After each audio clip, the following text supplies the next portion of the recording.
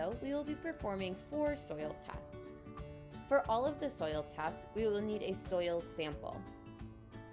We will start off with the pH test, which is the green tube. You will fill the tube to the first line with soil from your sample. You will then empty 1 green capsule of powder into the tube above the soil. You will then fill the tube to the 4th line with water. You will place the green cap on the tube, shake vigorously, and then let sit. After you let sit, you will compare the color of the liquid up with sunlight to the scale on the test kit paper for pH. Whatever color is most similar to the shade on the chart, it will read your pH level for your soil. Next 3 tests will be for nitrogen, phosphorus, and potash. These tests will start a little bit differently. In a jar, you will place 1 part soil with 5 parts water. You can mix this and then let sit for a couple of minutes until the soil separates. We will be using the water to run these tests. We will start with nitrogen. Nitrogen will use the purple tube. You will empty 1 purple capsule into the tube and then fill the tube to the 4th line with your soil water. Try to leave as much soil in the jar as possible in just using the water. You will then place the cap onto the purple tube, shake, and let sit. You will repeat the same process with the blue tube to read phosphorus and with the red tube to read potash.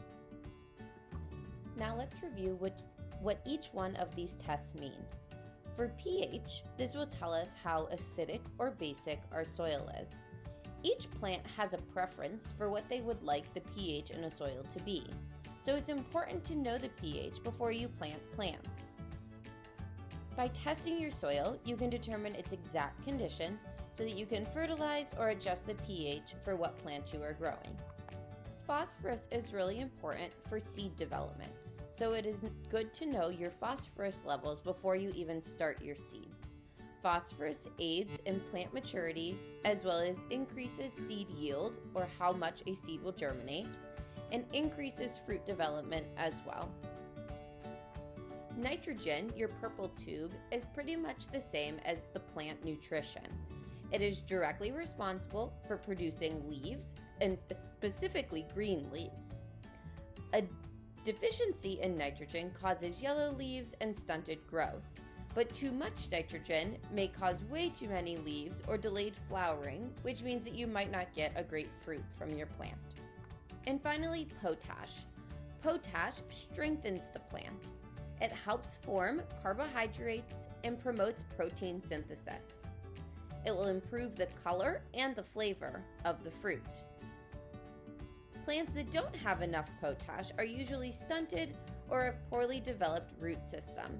The leaves may also seem spotted or curled or seem dried out at the edges. Potash is just short for potassium in the soil. When testing soil, you may also see an acronym called NPK. The N stands for nitrogen, the P for phosphorus, and the K for potassium.